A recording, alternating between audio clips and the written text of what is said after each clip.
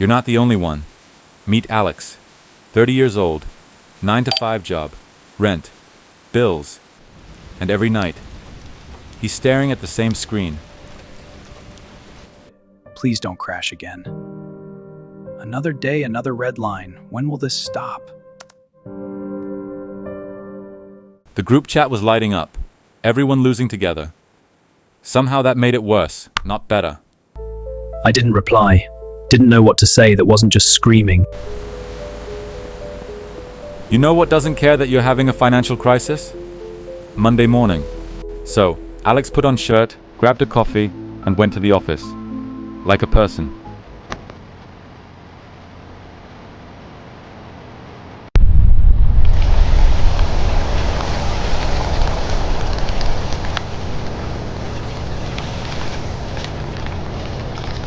I checked my portfolio 11 times before lunch. Every time I told myself it was going to look different. It didn't.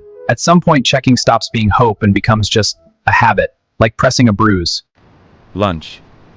He sat outside on a cold concrete step, because he didn't want to eat in front of anyone.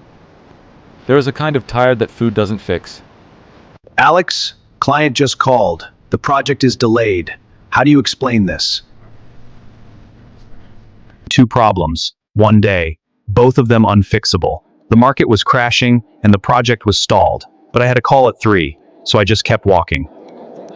Everyone on that train had their own version of that day. Somebody definitely had a worse one. That didn't help at all, by the way. People say that like it helps.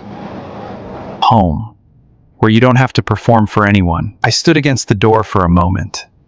Just stood there. Alex spends hours scrolling, worrying and hoping.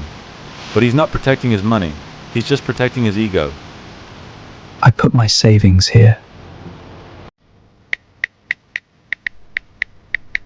Diversify, invest long term. That's what they said. But now, it's just gone. He keeps asking for more time, more luck, more capital. If I just had more time. If I just had more luck. The couch won. My brain was still running scenarios, but my body had checked out. The floor is honest. It doesn't care about my portfolio or my project deadlines. It just holds me. It's the only thing that hasn't moved today. Alex wasn't looking for answers anymore. He was just looking for a solid surface. Sometimes the floor is the only thing that doesn't ask you for a performance. It just holds you. The disaster hadn't killed me, but I was just sitting on my floor, breathing. I couldn't stop the market from falling, but I could stop looking at it. One button, one choice. The red candles disappeared into the black. I opened notes and typed something, then deleted it, then typed it again. A single sentence. A fragile line of defense against a world that wanted him to believe he was just a number. It wasn't victory. It was just the truth. And then I left it. I hadn't said very many true things to myself that day. The city didn't notice his fall. Here, he was finally allowed to be small. I stood there for a while, not doing anything useful, just being slightly smaller than the city. It's ready. Perfect temperature. Just right. After 3 weeks of chasing red candles, that morning, Alex skipped the apps. He just made tea. Alex finally reclaimed his life from the screen. I found a book at the back of my shelf.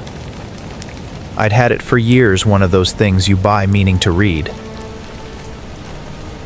This is the first Stoic idea. Focus only on what you can change. In Epictetus' Enchiridion, Alex finds the boundary between the market he cannot fix and the response he can. 2,000 years ago, another man faced chaos. Amidst the chaos of the market, find the tranquility within. The world can be loud. Your mind does not have to be. But you do control your plan. I can control how much risk I carry. I can control how I protect my mind. The future still exists, even when today feels broken. The market will crash, your portfolio will bleed, people will stress, scream, and blame themselves. But the Stoics say something strange. Love it. Marcus calls it Amor Fati, love whatever happens. Not because loss is good, but because resistance makes it worse. I'm done screaming at a screen that doesn't care. It's not fair, but not because it's good, but because fighting it makes it worse. I'm taking my life back, one word at a time.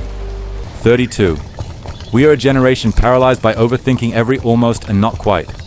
Caught between the hustle we were sold and the burnout we live. So this morning, Alex starts moving his body before his mind can argue. The market is the same. The job is the same. The world is the same. But Alex's inner world, it's not the same. I can finish the rest today. You don't need to change your job. You don't need to win every trade, but you do need to change your philosophy. In the meeting, Alex didn't try to spin the delayed project. He just owned the reality and laid out the next steps. It wasn't a win, but it was honest. The walk home hit differently today. He was exhausted, sure, but it was the clean exhaustion of actually trying, rather than the heavy fatigue of just surviving.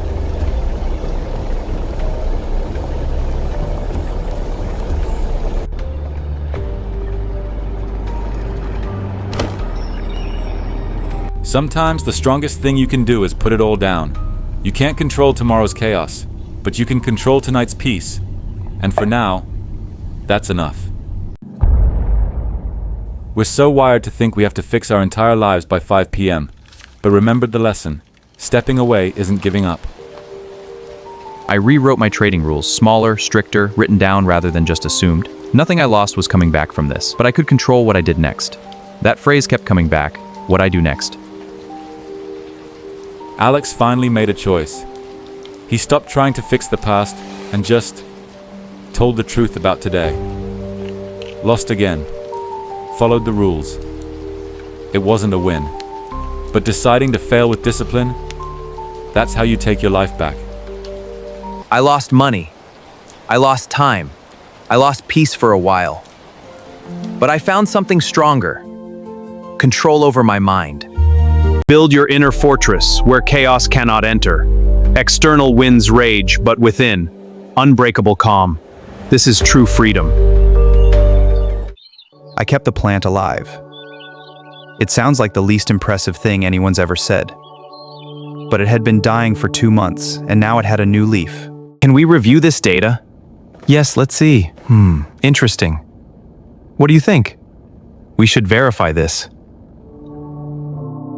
There were no more excuses. Alex just showed up and asked for the truth. It wasn't a magic fix, but finally, it was honest. The laptop stays closed tonight. Alex is finally choosing his own peace over the constant noise. The world outside is still loud. The markets will still do what they do, and the chaos doesn't stop. The difference is, you stop trying to control the storm. 2 weeks later, Alex still opens that notebook every morning. The rules aren't perfect. The market still moves without asking permission. But now he moves with it, not against it. Small positions. Clear rules. The man who lost 4,318 pounds is building something stronger. You don't wake up one day and find everything magically solved. You just wake up and make tea. And slowly those small quiet choices become the foundation you stand on. He finally stopped fighting the tide and just started walking with it. Healing isn't about getting everything back. It's about realizing you never actually lost yourself. 90 days post-crash. The rules in that notebook held the line when he couldn't. No more walls, just fresh air. Finally, rules over redemption. The real win wasn't the trade or the title. It was this. Being present enough to laugh again. Sometimes the strongest thing you can do is just show up for the people who love you. Ancient wisdom still works because people still suffer. Alex is just another soul at another window, finally at peace with a city that owes him nothing.